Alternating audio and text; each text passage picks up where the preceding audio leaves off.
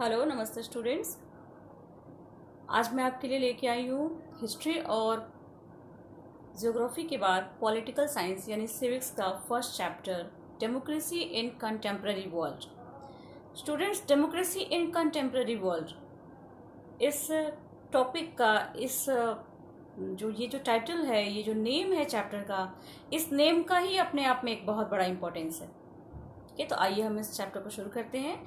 ये जो नेम है democracy in contemporary world, it simply refers कि आज के समय में, कंटेम्प्रेरी का मतलब होता है अभी के समय में, समकालीन। ठीक है, अभी अभी का जो समय चल रहा है इस टाइम पे, तो आज के समय में डेमोक्रेसी की क्या सिचुएशन है, क्या स्थिति है, कैसे ये डेमोक्रेसी इतने बड़े लेवल पे पूरे वर्ल्ड में, आज ऑलमोस्ट पूरे वर्ल्ड में मैक्सिमम कंट्रीज में डेमोक्रेसी है। ठीक है, तो हम इसी चीज़ को जानेंगे, लेकिन इसको जानने के पहले हम कुछ केस स्टडीज़ करेंगे। जैसा कि आप देख रहे हैं, हम तकरीबन बहुत सारे चैप्टर्स में हम केस स्टडी करके पढ़ते हैं, तो यहाँ भी हम केस स्टडी से ही शुरुआत करेंगे।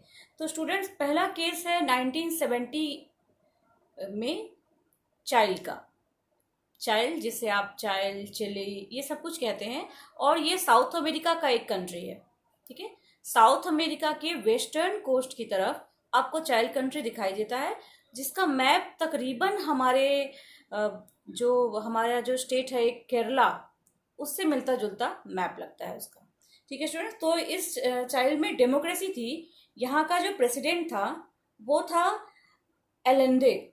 एलेंडे नाम का यहाँ का प्रेसिडेंट था, और वो पुअर पीपल के लिए बहुत सोचता था, पुअर पीपल्स के बारे में बहुत ही अवेयर रहता था, बहुत ही चिंतित रहता था, उनके लिए काम करना चाहता था, और बेसिकली उसने काम भी किए। सबसे पहले तो उसने लोगों के इस्तेमाल में आने के लिए चाइल्ड के जो रिसोर्सेज हैं वो बचे रहें, इसके लिए उसने कोशिश की कि जो विदेशी कंपनियां थी, फॉरेन कंपनियां थी, उनमें से कोई भी कंपनी चाइल्ड के रिसोर्सेज का बहुत ज़्यादा इस्तेमाल न कर सके, इस पे रोक लगाई उसने। इसके बाद उसने बच्चों के लिए, जो पुअर बच्चे थे, जो गरीब बच्चे थे, उनके लिए काफ़ी कुछ किया। उनको अच्छे से अच्छा खाना मिले, उनको प्रॉपरली मिल्क यानी दूध वगैरह मिले, इसके लिए बहुत सारी व्यवस्थाएं की। साथ में इन्होंने, जो ऐसे किसान थे, ऐसे लोग थे जिनके पास अपनी ज़मीन नहीं थी, तो उनको उनके लिए ज़मीन मिल सके, इसके लिए उन्होंने पूरे के पूरे कंट्री के लैंड का रिडिस्ट्रीब्यूशन कराया। ठीक है, वापस से लैंड को डिस्ट्रीब्यूट कराया कि सबको बराबर ज़मीन मिल सके। इतना ही नहीं, उन्होंने एजुकेशन सिस्टम में भी काफ़ी सुधार किए कि गरीब से गरीब बच्चे भी पढ़ सके आसानी से, अगर उनके पास पैसे नहीं है प्रॉपर तो भी उनकी पढ़ाई न रुके। तो ये सारी चीज़ें एलेंडे ने चाइल्ड के लिए की। अब आप देख रहे हैं स्टूडेंट्स कि ये जो मैक्सिमम चीज़ें हैं, जो वेलफेयर प्लान्स हैं इनके, ये किसके लिए? ये गरीबों के लिए थे। तो गरीब तो इनसे खुश थे, लेकिन जो रिच पीपल थे उनका क्या? तो जो रिच पीपल थे वो इनसे बिल्कुल भी खुश नहीं थे। ठीक है, एकदम ये रिच पीपल खुश नहीं थे, क्योंकि ये सारी चीज़ें उन्होंने गरीबों के लिए किया था। जो रिच लोग थे, जो अमीर थे, उन्हें लगा कि ये तो गरीबों पे ही पूरा फोकस कर रहा है, ये तो पूरे देश को गरीबों के नाम पे करके रह देगा, और हमारा क्या होगा फिर? क्योंकि एक तो उसने लैंड भी लेकर के रिडिस्ट्रीब्यूट करा दिया था, ये भी एक प्रॉब्लम थी। तो यहाँ क्या होता है स्टूडेंट्स कि यहाँ पे 1973 में, यानी 3 साल बीतने पर, 11 सितंबर 1973 में इन्होंने एक मिलिट्री कूप कराया। मिलिट्री कूप यानी सैन्य अभियान कराया, और ये करा करके इन्होंने एलेंडे से कहा कि आप हमें रिजाइन कीजिए। इन्होंने रिजाइन की डिमांड की प्रेसिडेंट से, और जो डिफेंस मिनिस्टर से थे उनको तो अरेस्ट कर ही लिया। प्रेसिडेंट ने कहा कि मैं रिजाइन नहीं करूंगा। तो इन लोगों ने क्या किया स्टूडेंट्स कि इन लोगों ने प्रेसिडेंट का मर्डर करवा दिया, उनको उनके घर सहित उनको खत्म करवा दिया। ठीक है, अब उनके मरने के बाद अब यहाँ मिलिट्री रूल हो गई। अब ये मिलिट्री रूल होने पर जो आर्मी का एक जनरल था जिसका नाम था पिनोशे, आर्मी जनरल पिनोशे। पहले यहाँ का प्रेसिडेंट कौन था? प्रेसिडेंट था यहाँ का एलेंडे। अब एलेंडे को मारने के बाद से, चूंकि आर्मी ने, मिलिट्री ने अधिकार कर लिया था, तो आर्मी जनरल जो था पिनोशे, वो पिनोशे ने अपने आप को प्रेसिडेंट डिक्लेयर कर दिया कि अब मैं चाइल्ड का प्रेसिडेंट हूँ, और मैं अपने हिसाब से रूल चलाऊंगा। और वो एकदम एज डिक्टेटर बिहेव करने लगा, यानी जो कोई भी उसका प्रोटेस्ट करता उसे कड़ी से कड़ी पनिशमेंट देता, उसकी मर्जी के बिना कंट्री में कुछ हो नहीं सकता था। ठीक है। और इसी बीच बहुत सारे लोगों ने उसको अपोज किया, और जिन्होंने भी अपोज किया उन्हें पनिशमेंट मिली। एक एयरफोर्स के चीफ थे अल्बर्टो। ठीक है। अल्बर्टो ने प्रोटेस्ट किया। एयरफोर्स के चीफ थे अल्बर्टो बेशेलेट।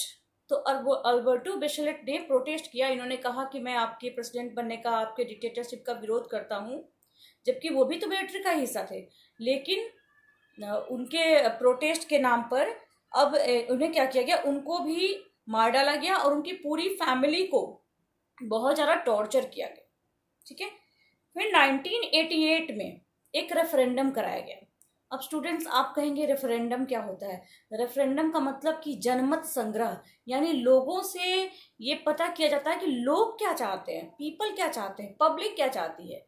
और निश्चित रूप से पब्लिक कभी भी एक डिक्टेटर को क्यों चाहेगी? तो यहाँ भी पब्लिक ने जो ये था पिनोशे था, उसको एकदम से रिफ्यूज कर दिया कि हमें पिनोशे हमारे रूलर के रूप में नहीं चाहिए।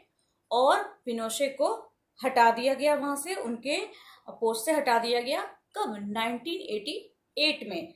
और फाइनली ये तो इतना ही हुआ। अभी आगे जाकर के ऐसा आप पढ़ेंगे बुक में कि 2006 में, क्योंकि अब यहाँ पे डेमोक्रेसी वापस से आ गई थी, अब 2006 में वापस से जब इलेक्शन होते हैं, ये काफी समय गैप है 1988 से 2006 में, तो इस बीच डेमोक्रेसी चल रही थी और अच्छी खासी चल रही थी।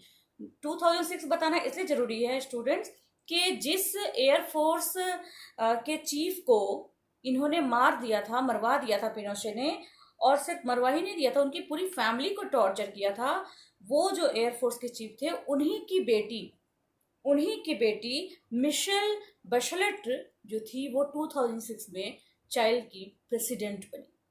तो ये था स्टूडेंट्स चाइल्ड का एक केस। इसके बाद आप क्या देख रहे हैं इस केस में? इस केस में आप क्लियर देखते हैं कि कैसे एक जगह पे डेमोक्रेसी है, गवर्नमेंट काम कर रही है पीपल के लिए, फिर मिलिट्री उस पर कब्जा कर लेती है। उसके बाद फिर आप देखते हैं कि कैसे वापस से डेमोक्रेसी आती है, लोगों के राइट से डेमोक्रेसी आती है। अगर लोग नहीं चाहते तो ये डेमोक्रेसी कैसे आती?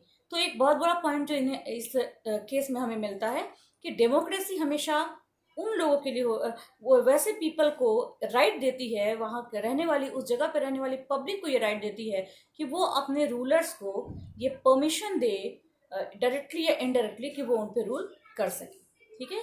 इसके बाद का वीडियो, नेक्स्ट वीडियो जस्ट इसके बाद ही आ रहा है, तो आप वॉच करते रहिए। दूसरे वीडियो में हम आगे की कहानी बढ़ाते हैं। Thank you.